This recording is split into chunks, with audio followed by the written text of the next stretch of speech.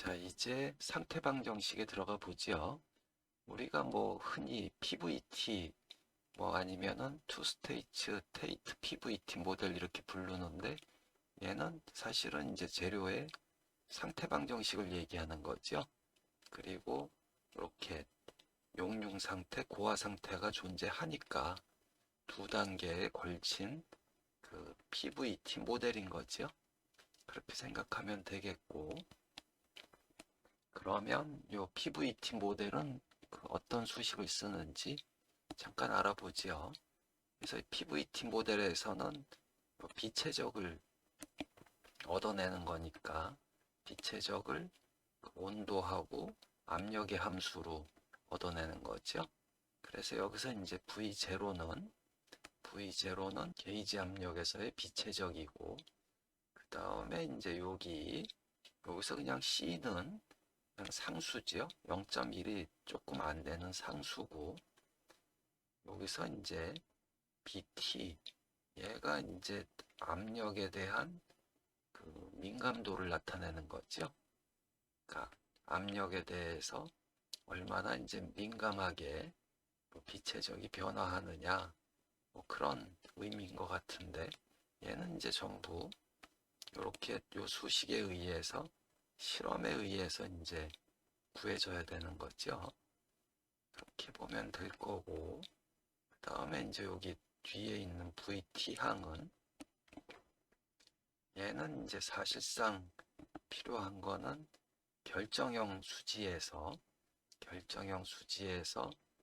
이제 용융 상태에서 고화 상태가 되면서 그 결정을 이루면서 최적 수축하는 부분을 보완하기 위해서 이게 있는 거죠. 그래서 요 밑에 잠깐 보면 얘는 이제 그 용융 상태죠.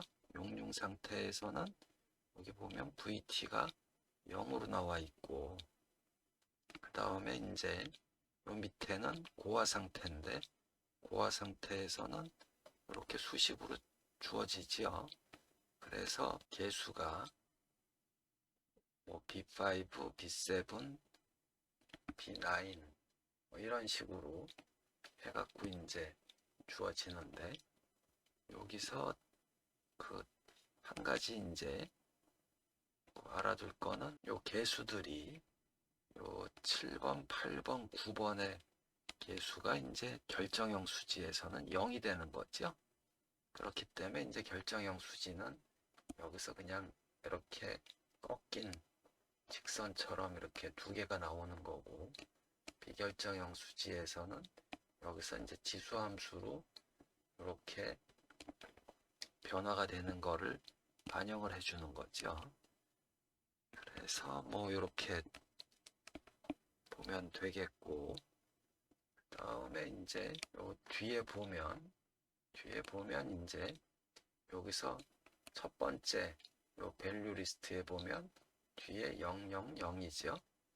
그래서 요게 B7, B8, B9, 7, 8, 9번이 여기서 설명한 7, 8, 9번이 비결정형 수지에 대해서는 전부 0으로 들어가는 거고, 결정형 수지에 대해서는 요 밑에처럼 이렇게 값을 갖게 되는 거죠. 그래서 이제 요 PVT 그래프에서 보면 요 부분이 있기도 하고 이렇게 없기도 한 거죠. 그 정도를 이제 알아두기로 하고, 그 다음에 이제 한 가지 알아둘 거는 얘가 이렇게 어떤 함수로 정의되는 그 상태 방정식이기 때문에 그 실제 실험 데이터하고 똑같이 맞을 수는 없죠. 실제 실험 데이터하고 똑같이 맞으려면 이제 각 점을 다 지나야 되는데, 요 함수로 정의되어 있기 때문에 실제 실험 데이터하고 정확하게 일치한다고 볼 수는 없죠. 단지 이제 최대한 실험을 해서 이런 개수들을 결정을 할 때 주로 이제 커브 피팅을 쓰는 거죠. 그러니까 최대한 오차가 적어지도록 이 함수에 맞춰주는 거죠. 그래서 실험 데이터하고 하고 정확하게 맞질 않기 때문에 간혹 이제 그거는 요 뒤에 참 설명이 나오니까 우선 여기에 코드에 있는 것들을 한 번씩 해보도록 하지요. 여기서 보면 여기 지금 제일 위에 밸류 리스트죠.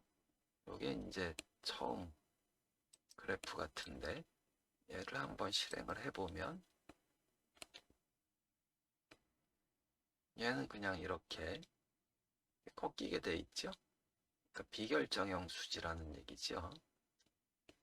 그리고 이제 얘를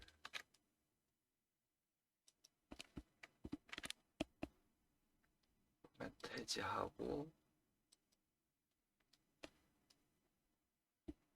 해주면 얘는 이제 이렇게 그 지수함수가 작용해서 이제 이렇게 올라가는 걸 볼 수 있죠. 근데 이제 요 두 가지 요 위에 두 개 데이터는 실제 그 재료 데이터가 아니고 그 참고용 데이터이기 때문에 제대로 정확하게 잘 안 그려졌죠. 그래서 이제 요 세 번째 데이터 얘를 한번 해보면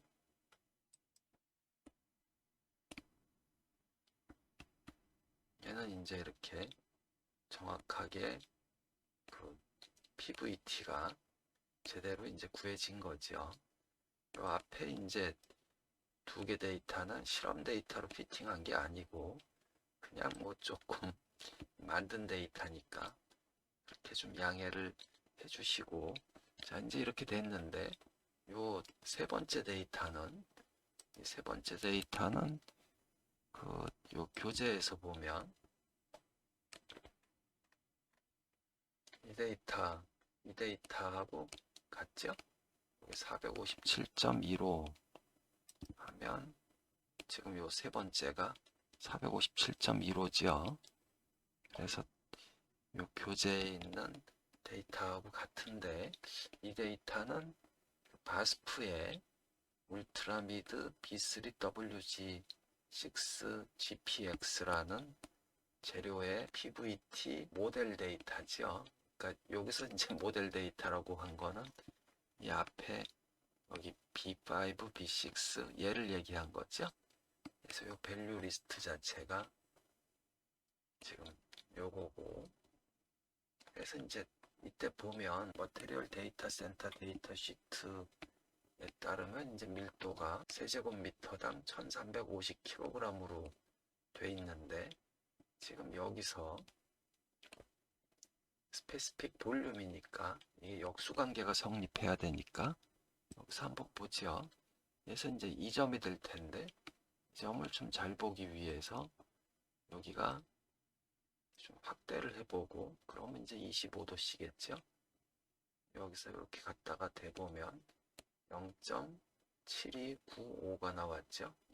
0.7295가 나왔으니까 여기서 0.7295 센티미터 세제곱 퍼 그램이 되니까 이거를 역수로 취하고 그 다음에 그 단위를 맞춰주면 1370.8이 나오는데 이때 이제 데이터 시트에 있는 밀도는 실제 이제 실험한 데이터죠. 실험 데이터가 주로 여기 들어가 있고 여기에 있는 값은 사실은 PVT 함수에 실험 데이터를 피팅을 해서 그 실험 데이터하고 실제로 정확하게 일치하는 데이터는 아닌 거죠. 그게 이제 우리가 그 이해를 하고 넘어가야 될 부분인데 정확히 여기 써놨네요. 이렇게 정확히 일치하지 않기 때문에 이때 만약에 제품에 뭐 중량을 잰다든지 뭐 이런 문제가 있으면 그 밀도를 사실은 이렇게 좀 보정을 해서 써야 되는 거죠. 그러니까 실제로 그 몰드 플로우 해석에서 나온 그 제품 중량은 1370.8를 기준으로 그 제품 중량이 나오게 돼 있는데 얘를 보정을 해서 1350으로 보정을 해서 이제 제품 중량을 계산을 해주면 실제 해석에서 나온 데이터를 실제 저울에서 측정한 거하고 잘 맞게 이렇게 보정을 할 수가 있죠. 요 데이터 시트에 나온 밀도, 얘가 그 몰드 플로우에서 그 계산한 밀도보다 신뢰성이 더 있다고 봐야 되는 거죠. 그래서 이제 그렇게 인식들 하고 넘어가기로 하지요. 자, 그래서 이제 뭐 여기까지 해서 요 PVT 그 모델까지 했는데, PVT 모델은 이제 그거 말고도 사실은 이 주로 요 앞에 요 BT 값에 의해서 이제 얼마나 민감하게 수축이 되는지 그런 거를 좀 알 수도 있고, 그런데 좀 뭐 복잡한 얘기니까 그 나중에 기회가 오면 하기로 하고, 이 정도까지 해서 PVT 모델까지 마치기로 하지요.